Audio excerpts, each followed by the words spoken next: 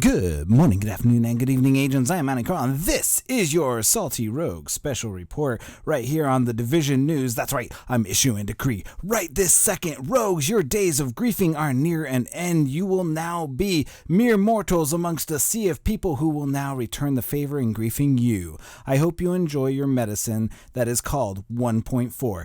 And if you don't believe me, well, let's get right into things, shall we? This is the special report released today, and it is special indeed because it will bring out the salt in the rogues because they are not going to like it. Maybe like 1% of rogues will like it, but this one is probably the largest dump of information. I can say with 100% certainty that everyone, and maybe a few rogues, will be happy with these changes, although salt will spew forthwith from every rogue mouth as they realize the change that is upon them and that all of their gear will now be regular, and no more will they be able to overheal constantly from all of it. No more. This is it. This is the end, and I will tell you why. So let's get right into it. And last week they announced the new world tiers, and today they went through and they decreed a huge amount of changes that they're going to put in. And one of the main changes to current gear is that the update 1.4, every piece of equipment dropped in the world 2 tier or higher will only have 3 stats on them. These base stats will increase and decrease with the gear score. In update 1.4, all gear will lose their skill bonuses, while backpacks, holsters, and knee pads gain a new performance mod slot. This limits the current RNG and makes it easier for you to customize your gear that will fit your current build or whatever build you want to build. And this is awesome! This is so good. I'm so excited about this stuff. The hype for 1.4 is real, and I can't even tell you why. You know, just the simple fact that you're going to get gear that actually matters and RNG will be removed from it. And I know that it's going to suck because they're going to take and reroll all your gear. But think about it this way. You're going to get all new gear. It's going to be new. It's going to be great. We're going to have lots of time to figure out. It's going to be like a brand new game. So let's go ahead. High-end gear and talents. They looked through all the high-end gear talents and tried to balance the numbers on them and make them more viable for endgame as opposed to previously where it's just reckless and savage gloves. This includes lowering or increasing some of the bonuses. The existing mods and equipment. So all of your old gear is going to get a performance mod slot, or actually old gear won't get a performance mod slot. The current performance mods will lose their major bonus, and their skill bonus will be rebalanced and rerolled, and all of your mods will be rerolled. Sorry, I know that's terrible, but we gotta take the good with the bad, and that's just one of the trade-offs that we gotta go. And this next one, this is the answer you've been waiting for. This is the Holy Grail. Finally, scavenging is no more. It's done. We're all done with scavenging. That is it. So if you ever had scavenging on anything, or you have a nomad set, you want to hang on to the nomad set. Honestly, what I said last week in my video about what you should be doing, forget everything. Just collect gear and weapons and other division tech so you can make mods and get the mods that you want and fit it to your gear. Forget everything that I said. Just go out, find the gear, because it's going to matter once 1.4 hits, because everything's getting re-rolled. So think about that. Go do it and just do that. So let's move on to the weapons. And if you're following along, you can actually go to Reddit and follow along. I'm actually just going by what there was a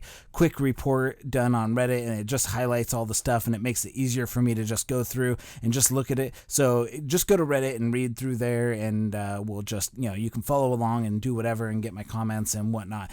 So they've changed the damage of various weapons to their current roles. In the live game, SMGs, for example, do higher damage than assault rifles, which is not intended. Instead, the future power will come from the fact that they're stable and have high critical damage, which means that your goal is to get as many bullets as possible on the target. Many light machine guns will see a buff and get closer to the damage numbers of assault rifles, which will make them more powerful and viable to use, where some specific outliers that are currently way too powerful, like MP7 and M1A, will see their raw damage numbers lowered to make up for the fact that they still have big bonuses to handling. Weapons that are unpopular with the current meta, like the SRS sniper rifle and the M249, have had their damage output increase to bring them up to par with the other weapons. They are planning to do something more with the named weapons in the future, but you won't see any significant changes in the update 1.4.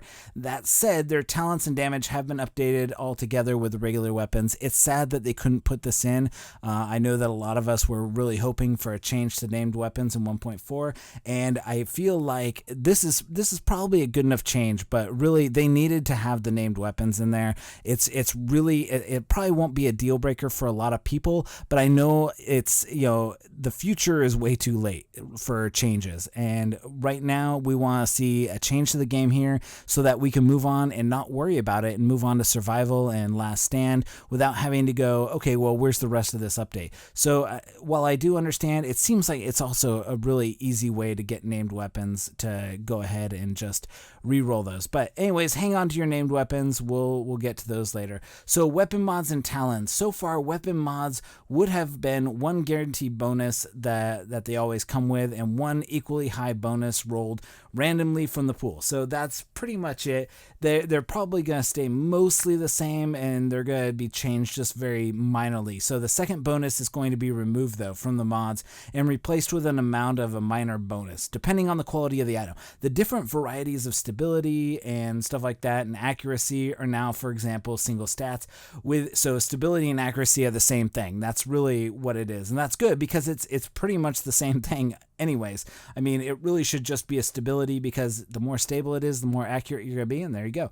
With these changes, you're really going to have to make the choice if you want a weapon with high damage or good handling. That's really what it boils down to. So very high damage will give you a strong recoil or a small magazine, while very accurate weapons will have less damage. Now, damage bonuses like headshots, crit damage, armor damage are becoming additive instead of multiplicative, which means that damage won't spike as much as it does right now. Those spikes make it really hard to balance enemy health and aren't very fun in PvP. So they're actually thinking about PvP aspects when they're doing all of these bonuses and stuff like that. So these changes also mean that when you invest in firearms, there will be a much more significant source of damage output, leading to more decision making when building your character. So building for DPS will means that you have to sacrifice a stamina or electronic stat. So there's no more, I'm sure there's going to be that balance, but this is really where, things are going to take a turn when you're going to have to do the hard choice of whether you want a tank character, you want a skill build, or you want your firearms build. And we'll talk about those right now. They want to reduce the impact of armor and instead make health your main source of toughness. So stamina is going to be your main source of toughness, and armor is just going to be additive to it. This means that in order to create a tank character, you're going to have to spec in stamina and sacrifice firearms and electronics for that. Armor will support your toughness, but you will need more armor to reach the same survivability as in 1.3. In addition, while you will gain more armor as you increase your gear score, higher world tiers will also mean that you will need more of it to gain the same damage mitigation. As stated, the damage mitigation is still capped at 75%, but they are going to have, there's not really a number as to how much armor that is now. That the only thing that confirmed is that it will be more difficult to reach the armor cap, which is great because it should be. You should have trouble doing that. So let's talk about gear sets. So the 4-piece gear set bonus is going to be reworked to make it either useful or not as powerful as every set, aka that means that things are getting nerfed. And so things are getting buffed. All the really terrible gear sets are getting buffed, and all the really great gear sets are going to be down. They're also removing the 5-piece bonus that was introduced for Striker and Sentry Call in the last update, and that's been removed from the game. And I think from what I've understood from this is that they're just going to keep the Sentry and Striker where it is and remove that 5-piece gear set. So they've also changed the 2-piece bonus to focus more on utility instead of straight up stat bonuses. They will now allow you to customize your character even further and complement your weapon mod by giving bonuses like things to accuracy, stability, ammo capacity, and similar, instead of just giving you pure damage boost. So that's always a good thing. So you're going to be on the lookout for that. So let's talk about skills, since we've covered stamina and the other one, toughness and firearms. They've increased the amount of skill power needed to make your skills as efficient as they are in 1.3, and they increased the skill power gained from electronics. So the result is that you won't be able to rely on skill power from gear bonuses if you want to be a skill specialist. In update 1.4, increasing your skill power will be an active choice you make by investing in electronics. So you're going to be sacrificing other character attributes in order to get your skills up. There is no hard cap, though, for skills. You can get it as high as you want, but they're going to be introducing something called diminishing returns, and that means that the more electronics you have, the less impact every single point will be after a certain amount. So let's go ahead and talk about the actual hard skills. First aid. Now, this is going to be probably the biggest change in the game, because this is the difference between a lot of people dying in the dark zone and not. In first aid, they admit that it was bugged up until now and healed the player several times. That means that you could run through that fart cloud as much as possible, and that's not how they wanted to work it as intended, and it had the undesirable effect of that, and it made people too powerful and strong by giving you that overdose, and that has been fixed. To compensate, the base healing of first aid has been increased, so your first aid will be increased, but this is only going to heal you once. So it's also worth mentioning that first aid will now heal the user instantly. There will not be a delay. So let's go on. First aid defibrillator, the resurrection box, will now do better healing to allies, and it will revive them from death as well. Smart cover now. The smart cover, a lot of you are going to be sad because they've removed the damage buff, and this will focus more on defense, and it will be more with the skill specialized gear, and it will buff the team's damage mitigation by 30 to 35%. The damage buff was removed in order to be replaced with weapon stability and accuracy buff, which are very useful, and the adjustments were made to the weapon handling in general. But that's really, this is also one of the bigger things, because this and first aid were two of the ones that were used the most, and now you will not gain a damage bonus from smart cover. So it kind of sucks, but hopefully they did it right, and we'll see more of a bonus to other stuff. Now, Pulse still gives you a critical hit chance and damage buffs. In addition to the recon ability, the numbers have been brought down to match the decrease in the power of the NPCs. Now, when I hear this kind of stuff, it makes me wonder, did they bring the enemies down enough, and is it going to be enough? Is some of this stuff going to be enough? And hopefully you are out there and you have the PC building you can test on the public test server, and hopefully it's good. Turrets are getting more health, and like Sticky Bomb and Seeker Mine will effectively deal more damage due to the lower health of the enemies. And Ballistic Shield has more health since it was destroyed way too quickly before, and many of the bugs associated with it have been fixed. Support Station has more healing amount. Skill cooldown. Now, this is also a big change. Skill cooldown will not take effect until your skill has died out. So if you have a box down, it's not going to reset until that box is dead.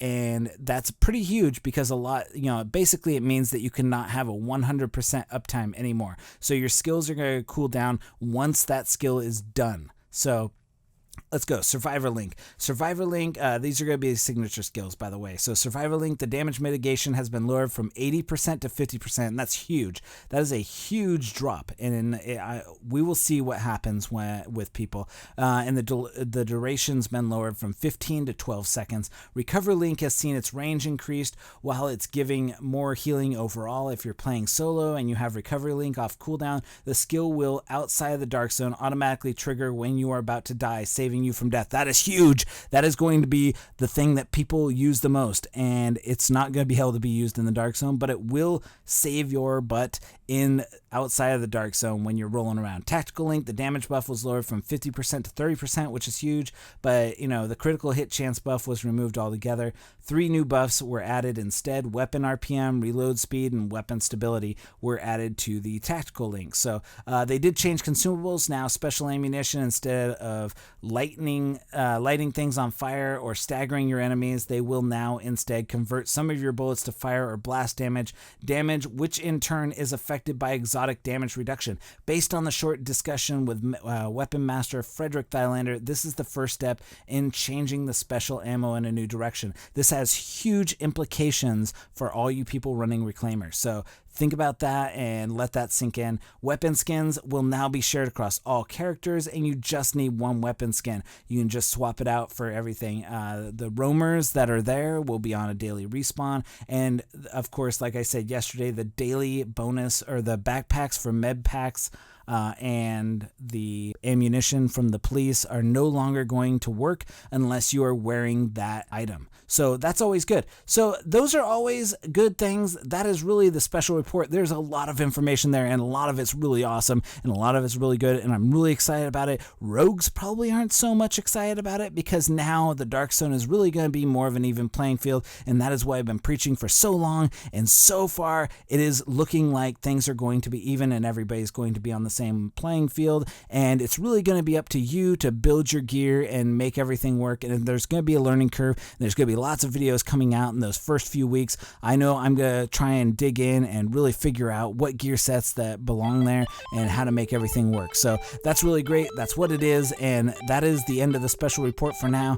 I am Mounty Carl. Thank you so much for watching this. That has been my time. I look forward to playing with some of you in this new 1.4 patch era of things, and I'm looking forward to Survival coming out. Please leave a like on this video. Don't give up on the Division. I have a feeling that things are going to change around. There's going to be a lot of people coming back, and even if there's not, good luck with the games that you're playing out there. I know there's a lot of stuff. You have a lot of choices out there right now, and we're coming up onto the holiday season where, this is the main season where they're feeding you lots of games and things are going out there, and there's just a lot of stuff out there. So, come back to the Division when you can. We're all going to be here. We're going to be playing different things and different games, and my time's going to be split over different games. So, but it's still going to be trying to give you the most information on the Division. And if you haven't subscribed to my channel, or you've unsubscribed to my channel recently, please go ahead, resubscribe, because there's going to be a lot of awesome things I'm going to bring you, and I would hate for you to miss it. So thank you very much for watching. For all of us at the Division News, I am Mounty Carl, and we'll see you in the next video. Mounty out.